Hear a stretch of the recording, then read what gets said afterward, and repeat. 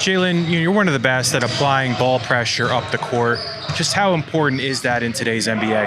I think it's very important. Defense is important. The offense is getting so good in this league that you got to continually be more detailed, be more focused, because the offense is just easy in terms of there's so much skill on the court, there's so much space on the court, and it's so hard to defend without fouling in this league with how physical and good guys are. So I think intentionality with pressure, smart heat, picking your spots, just trying to disrupt the offense so they're not just playing in free flow is really important. Something that I think we're all doing, all trying to be conscious of. And obviously something that, I've always kind of looked at and paid attention to throughout the game. It's been a couple more games on the court with you guys, that starting five unit. How would you describe the chemistry and what you guys are trying to do and how you have done it so far? I think it's coming along pretty well. It's early.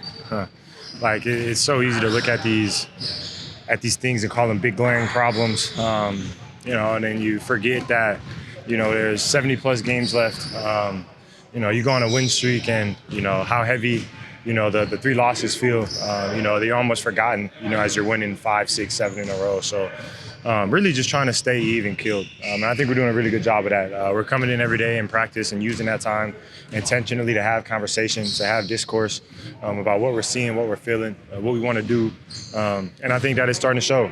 I think we're playing with a bit better rhythm, a bit better pace. There's moments, there's lulls, but that's basketball. It's a game of runs and flow. And I think we're finding our way in that flow pretty well. Paolo looks like he's taken another step with his playmaking. What have you seen out there about that? He's been great, man. None of us expect him to be perfect, nor do we expect anybody in this building to be perfect. But the continued improvement and attention to detail is something that we do harp on and that we do want to pay attention to. And he's done that. Obviously, there's a couple of tough games.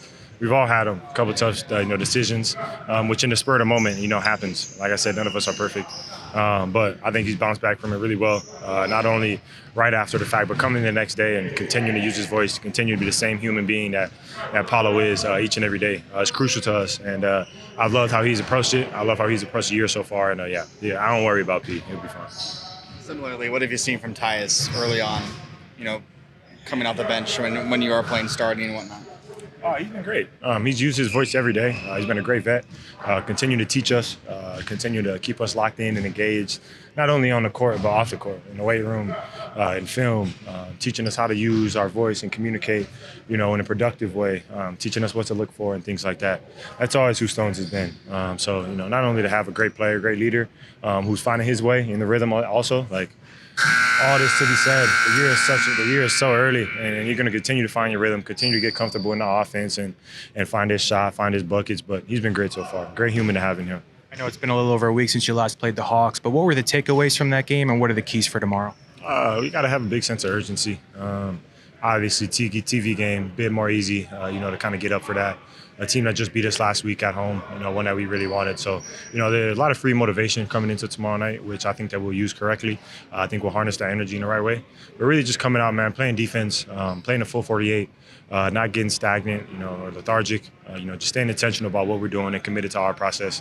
I think in doing that, the game will flow out, exactly how we want it. I thought that we took a couple lapses in that one at home, and, we saw how that turned out. So credit to them for that. We're coming in, understanding the team that we're playing, the guys who are going to be on the court, in the situation that we're in, with the ability to close out a road trip.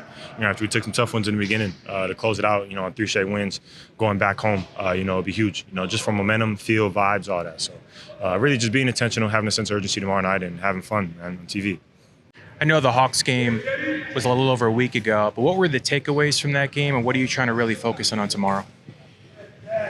It's going to be a little bit of a different game plan because Trey's out, but they're very dangerous in the sense that it's going to be a team effort for them, and they have a lot of talented guys, a lot of veteran guys that are going to pick up the slack for that, and we'll go over the scout later today or tomorrow, but it's going to be a little bit different of a game plan here. Paolo seems like he's made more strides with his playmaking. What have you seen out there with him with that?